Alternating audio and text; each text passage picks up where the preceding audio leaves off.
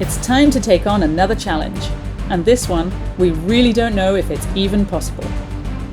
We enjoy pushing our limits, learning on the go, and stretching our questionable repair skills, but the next few weeks will see us sailing through some of the most isolated parts of the South Pacific, taking on big seas, unpredictable winds, and shark-infested waters.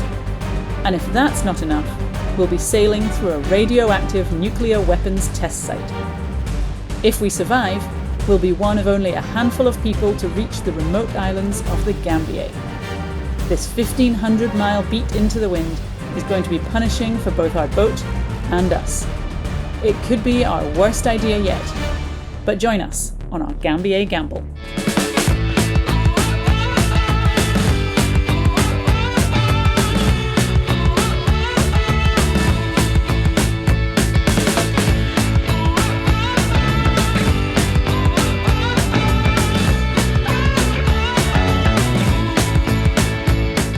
We have gotten far too used to the comforts of the Society Islands. It's far too civilized. So we've decided it is time. We are going to head all the way to the Gambiers. These are a set of islands way down in the southeast corner of French Polynesia. Nobody ever goes to, so we're going to see if we can get there.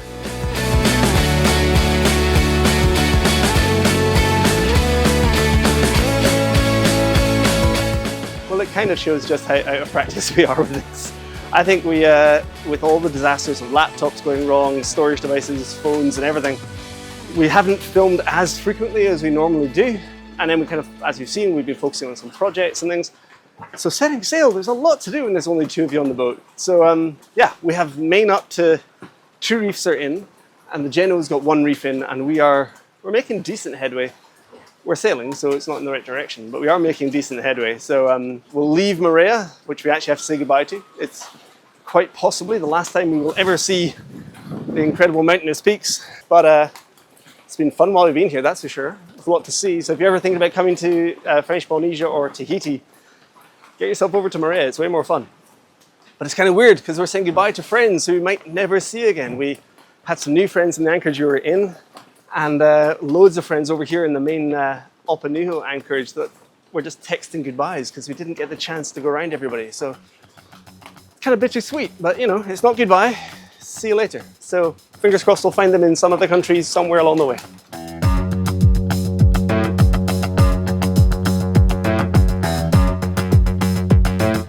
One of the jobs that we forgot to do before we left was to clean our speed through water wheel. So it's a wheel set in the hull underwater, and as water passes by, it measures how fast we're moving against the water compared to how fast we're moving according to GPS over land. But it's quite useful to have that on a passage. It helps us work out true wind speed, average wind speed, that sort of thing. And yeah, we forgot to do it. So Ian has devised a quite unique method to clean that underway without getting in the sea. Indy keeps doing these little nose dives and washing the deck, so... You're getting a bath while you do it.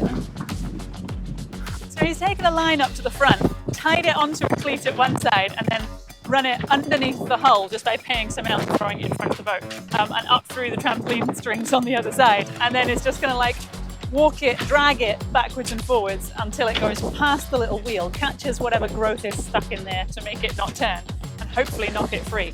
We have done it quite successfully before, so I just have to stand at the helm, watch our speed through water on Zora and see if it changes from 0 to anything. Sometimes it like unsticks for like a round or 2 and then it sticks again and we have to do it a couple of times, but we'll see how successful this is today. This isn't how the professionals do it, is it? I think it looks great. Okay. Pull with all your might. Use those muscles. How about that?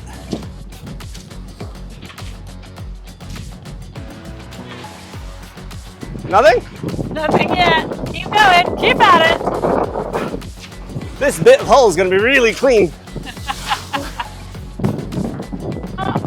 0.1 again. Seriously. It's almost there. You're close. It's wiggling. It's like starting outward. How about that? Nothing. Oh. 1 knot. 2 knots. 2.5. 3. Hey! Hey! Good job, now we know where we're going. Now we just have to not foul the props as we do this to pull it back in. That would be such a successful maneuver. I'm sure this was in like a handbook somewhere, right? I mean, If not, I think we should write the Red Seas Handbook to Sailing. write the handbook, definitely. All right, let us know. Would you like a Christmas gift? The Red Seas Handbook to Sailing to give you all the tips and tricks that we've learned through our mistakes and should absolutely not be taken seriously by anybody. Maybe it's a great stocking filler. Well, we've had quite a rocky, rolly start to this passage. I am feeling a little bit seasick and I'm trying to keep my eyes on the horizon. The waves are like just coming in on our starboard bow. They're not too big, maybe 1.5 meters, 2 meters, but they're pretty close together, and every so often we get one really big one which kind of swipes us sideways. A couple have come into the cockpit and soaked us, and I am starting to feel quite chilly, even though I think it should be summer now. So there really is no complaints when we live in the tropics, but hey, I'm snuggling inside my hoodie. The other fun thing that we're super looking forward to is, as you know, our autopilot is not really behaving itself. I don't know how much you explained it properly in the past. I'm going to do my best to explain it again. First of all, we do have the sense that some people will be like, autopilot, wow, what a luxury. But if you imagine doing a road trip where you're driving 24 hours a day for 5 days, and you you're can't alternating, stop. yeah, you can't pull over, so you're alternating every 8 hours or less between each of you on 2 people in the car. Having an autopilot is like the third crew member, and it just means that you can last an awful lot longer, let the other person sleep an awful lot longer. And ours is just old.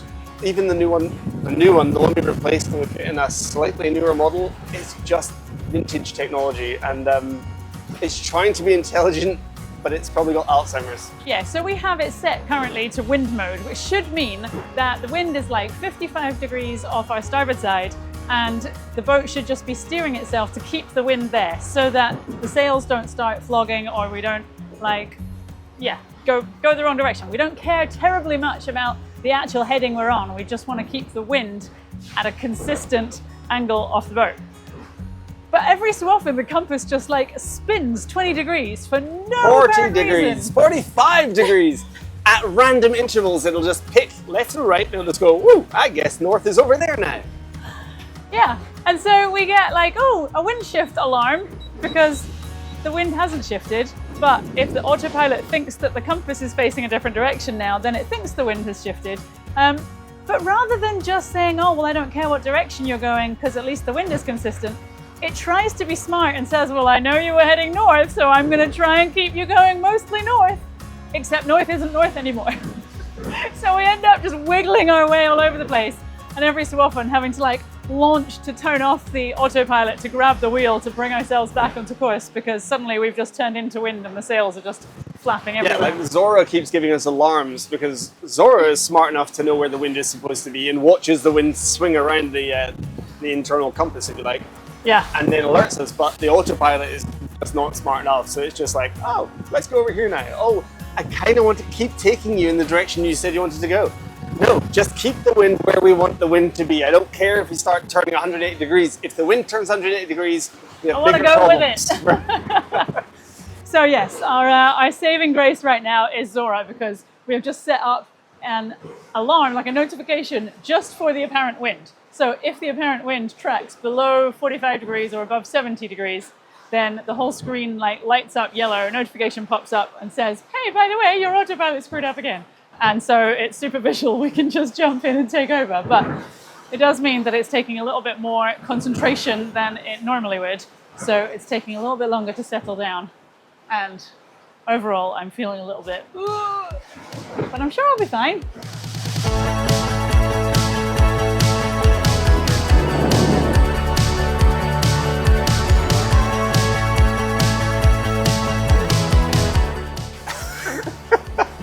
Did I just do it again? It's 65 degrees. Incorrect. It thinks that we know we're heading pretty much dead north, maybe 10 degrees east. And it's going, yeah, 78 degrees. Oh, of course. So basically it thinks we're already heading directly towards the Tuamotus. I mean, maybe it's just being really optimistic because it knows that that would be nice. Maybe there's just been a giant tectonic plate shift that we don't know about. Oh, that's what the earthquake this morning was. Wind shift alarm. because it's apparently 82 degrees. So stupid. So now it's going to start trying to steer us back the wrong way.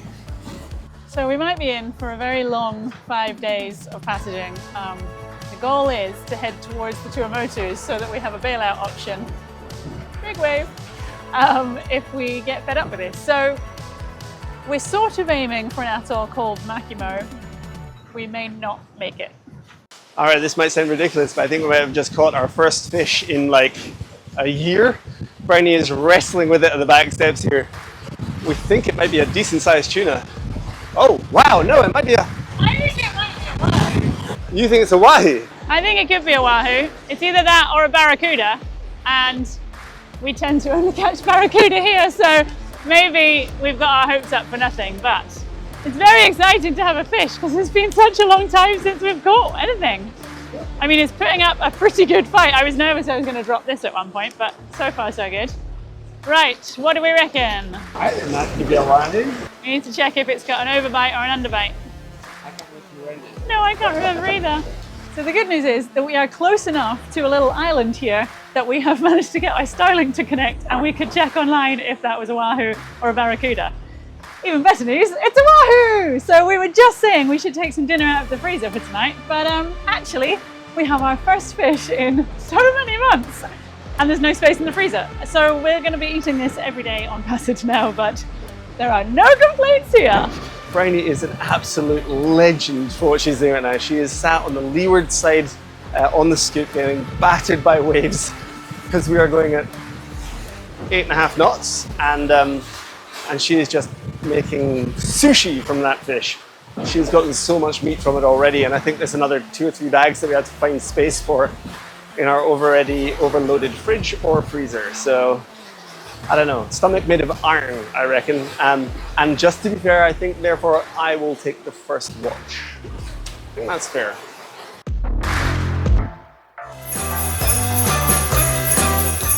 Hey guys, sorry for the interruption in the episode. However, if you saw last week's episode, you know we have a pile of cool things to give away this Christmas. We have a box here of all of our patrons' names. We're going to draw out 3 today and give away 3 more prizes. So let's get straight onto it. Absolutely. All right, so the first prize we have down here, this is the Seal First Aid Kit. This is the first aid kit with the fancy spray. I forget the word for it. Homeostatic? Homeostatic spray, basically described as a fire hose to any open wind. So if you are the accident-prone type, or you're surrounded by people who happen to be more accident-prone than you, this is something to have. Okay, who's going to win it? Okay, and the first name coming out the box is Ian Chapman. Honestly thought that said Ian Cameron for a second. That would be so appropriate. Congratulations, Ian. You've won yourself probably the world's best first aid kit. This is a dream come true for so many people. We'll be in touch on Patreon to let you know how to get it.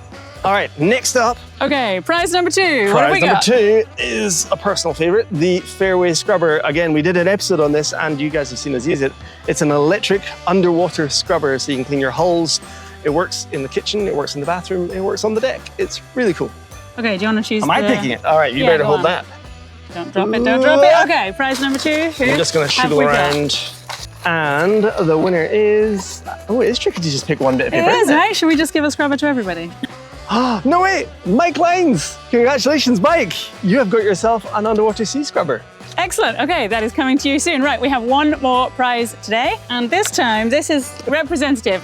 You're not winning these books, I'm afraid, but Ardent Training, they're based in Scotland, and they are giving away a £150 voucher. That's like $200 towards a sailing course. But it's totally online, so you don't need to be in Scotland. You don't need to go to Scotland. I know we all wish we were in Scotland. I recommend you do. It's amazing. It's really cool, but it is an entirely online sailing course. You can do a whole pile of RWA tickets. Okay, right, and the person... The person who wins... Are you peeking? You are peeking, aren't you? I'm not peeking. Okay, the person who definitely, absolutely must learn to sail now is... It's more high-tech. Go on. Rachel Kansian. Rachel, congratulations. Okay, so we're going to get that voucher sent out to you, and then we'll see you out on the water sometime. Perfect. All right, guys. So if you want to put your name in this bucket, you need to join Patreon. Head over there. There's details on the pinned post at the top.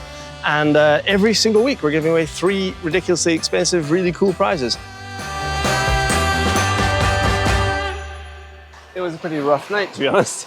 After catching that fish, it didn't get much flatter, so we were both feeling pretty seasick, and we kind of struggled on through. The difficulty has been that since about 3:30, 4:30, somewhere in there, our autopilot has just gotten worse. So basically, it was drifting kind of 90 degrees back and forth from north to east and back again. And Bri worked out a hack, which was just to kind of refresh its heading over and over again in wind mode. That seemed to work for a while until probably about half an hour ago, just after sunrise. And then all of a sudden the compass is just very slowly doing 360s over and over and over again. So we can't really rely on it because you set your heading and then 2 seconds later it's drifting and the boat's starting to head to wind or it's heading off the wind and getting kind of fast and could be dangerous. So I'm not quite sure what we're going to do. There are options about, I don't know, 12 hours away, maybe less. There's a small island of Makatea. We might be able to pull in there and buy us some time at least to mess around and see if we can get something working. Part of the problem being you can't really tell if it's fixed until you go sailing again. And if you go sailing again, it's another 12 hours or so till we hit more land. So yeah, I think it's going to be a rough 24 hours. I feel like I haven't really chatted to you guys on this passage yet because, as Ian was saying, we have just both been struck down with seasicknesses, which is fairly uncommon for us. We did have like a rolly start, but actually the conditions are really nice. The waves have settled down, so we're not slamming into them, we're just rolling over. They're only about 1.5 meters, which is what was forecast, so that's always nice when it's what you're expecting. And the winds are sitting between 15 and 20 knots, and we're going pretty fast, even though we're like so weighed down with all the food that we have. We're flying at 6 or 7 knots most of the time. So other than the autopilot and other than feeling terribly, terribly seasick, this should be a really lovely day of sailing.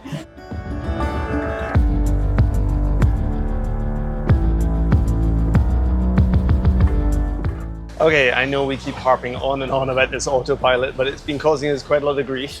What I did was I decided to screw around in some of the configuration menus, which on the old Raymarine units, and I think it's still the same in the new ones, it's kind of like working with hieroglyphs. So you have to remember what half of the button combinations are to get in, and when you do, you have to remember what the little 3-letter acronyms mean. But I think what I've done is adjusted 2 settings. One is called the wind trim, which I think is just its attentiveness to wherever the wind actually is. I have cranked that all the way up. And then responsiveness, which is how often it turns the wheel, how quickly it starts to adjust, I think how many times it adjusts. I started to nudge that up. I think I may have upset it a bit too much because it started getting stalls on the motor, so I've backed it back down. And somewhere in this happy medium, we are now only having to deal with the autopilot every 20 minutes instead of every 2 minutes. So overall, I think it's a benefit. I think we're onto something. It's still not perfect. We might still pull over and just do something else. But I don't know, I'll rain check on that. So we've just been sailing through a bait bowl for the last 5 or 10 minutes. There are birds everywhere, but we're not putting our lines in because, well, partly we just don't have space for any more fish, and partly I just cannot bring myself to have to deal with another one if we actually caught something. But I think it might be killing Ian a little bit inside. Is it making you really sad? This is absolute torture because you say 5 or 10 minutes, it's been more like an hour. Yeah, well, I've just woken up, so that's my frame of reference. It's tortured. All these birds are just sat just in front of the boat, swooping around. And you can see, I think there's some mackerel in there, there's probably some wahoo in there, or maybe mahi, I think. So somebody was telling us the other day that you can tell what kind of fish are underneath the bait bowl by what kind of birds are above, but I don't remember the rules. It was something like, if it's just all little blackbirds, then it's just bait fish and it doesn't matter. But if there's, I don't know. Black and white. Black and white, well, what does that mean? If there's black and white birds, then we get... if there's black and white birds, it's supposed to be mahi-mahi. Okay. If it's just black birds, it's supposed to be little bait fish. And so it could be wahoo, I think they said. I mean, it's like local legendy stuff, so I'm not sure it's true, but we have 3 different types of birds circling around, and I've seen the big fish jumping, so... Clearly there's a lot of stuff there, but we are restraining ourselves.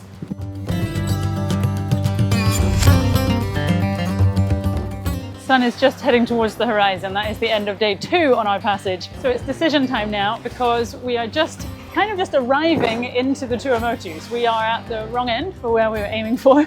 And so this is the moment where we have to make our tack. And it's basically like an alleyway of atolls. So we can stay this side of all of them, or we can go down between them. And we're just sort of looking at some clouds on the horizon and deciding how we want to play this. If we go down the middle, then we have to pay attention more so that we don't run into any of them. If we stay this side, we may get some shelter from the swell, but it might be easier to just go up past them and go down the other side, because then there's fewer tacks and maneuvers that we need to do. We are feeling quite lucky though, because Ian's trick with the autopilot has definitely helped. So we have hardly had to hand steer this afternoon at all. It's probably working harder, and we're definitely wiggling more to keep on track, but it is kind of keeping up with not just firing off wind alarms at us all the time, and we don't have to like run in and turn it off and grab the wheel and rescue the boat. So that's giving us a little bit more energy, because we don't have to concentrate as much and we can try and get over our seasickness. I'm just hoping that Santa brings us an autopilot this year. Oh my goodness. I'm not sure how that's ever going to happen, but if it does, that'd be really good. Yeah, this may be the new top priority.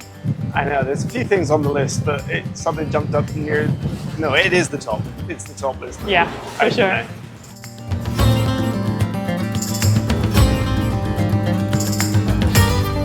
It is now day 3 of our passage from Tahiti to the Gambier. We have been dodging squalls all morning. The winds have picked up, the swell has picked up a little bit. Our hit rate is not too bad. We've had a couple that have come straight over us, but we've been trying to sort of weave our way in between them and appreciate the rainbows for the ones that we miss. But I think we may now be at our halfway point. I don't actually know if that's true, but it's what I'm going to call it. We have been sailing north-northeast up right into the Tuamotus. Last night we came past the final atoll in the string, and now we are just about in the right place to turn, make our tack, and turn down into what we're calling the alleyway of the Tuamotus. There's sort of 2 lines of atolls, and we're going to go right through the middle. So hopefully we're at about the right position, that when we turn, our line will just be lovely and perfect and we won't hit any land.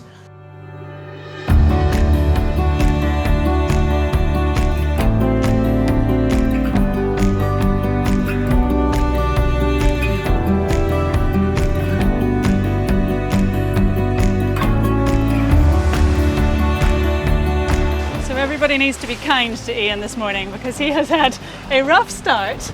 We were doing so well at saying, you're going to finish your night shift at 4 a.m. before the sun has come up, so you'll be able to get to sleep before it's daylight. Yeah. It was such a good plan. It was a plan. Would have worked really well if it had worked. If it had worked. Yeah, so I was coming to the end of my shift, and then, I can't even remember, was that when the massive squall came through? Yeah, we spent an hour like reefing the sails and then trying to dodge this squall, and then getting completely soaked with rain. And then knowing that we were going to have to unreef them again afterwards. So it was like, well, you may as well stay up and wait till we've done that, and then you can go to bed. Yeah, so you're standing there in wet weather gear, getting absolutely drenched, which is a nice cold shower. Oh yeah. Right before you're trying to get to sleep. Now, relax. Covered in sweat and rain.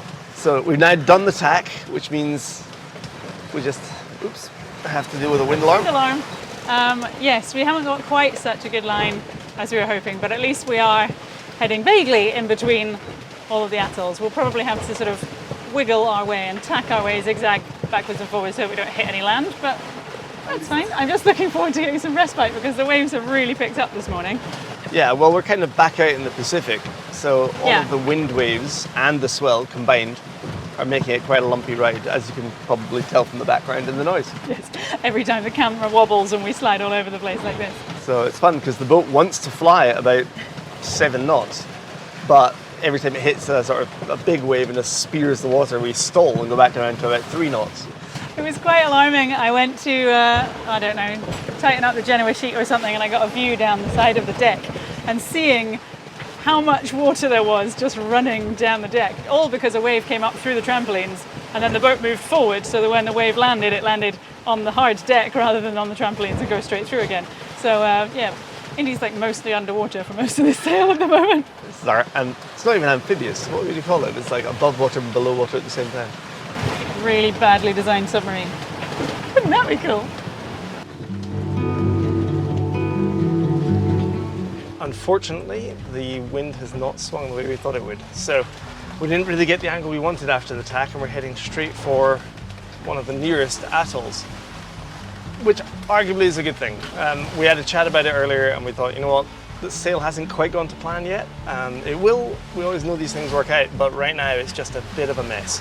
So I think the theory right now is probably have to spend our night outside the pass of this atoll, and then first light we'll try and squeeze our way in, drop the hook, take a breath, and there's a couple of things we can try and look at. One being the autopilot, obviously, which has been behaving better. We've kind of been tinkering more and more with the settings to try and get it limping. However, I was just adjusting our Genoa and I happened to look up and notice it's actually torn. So that's another good reason to stop. We'll get the sewing machine out and hopefully we can repair it, because surprise, surprise, we don't carry another Genoa. So yeah, a couple of things to do, a couple of things to fix, all of which is like 10 hours away from now, plus an overnight. So we've decided to put like a reef and a half into the Genoa, which means that that rip is just protected because that part is wrapped up on the furler. And so the rest of the Genoa should be usable.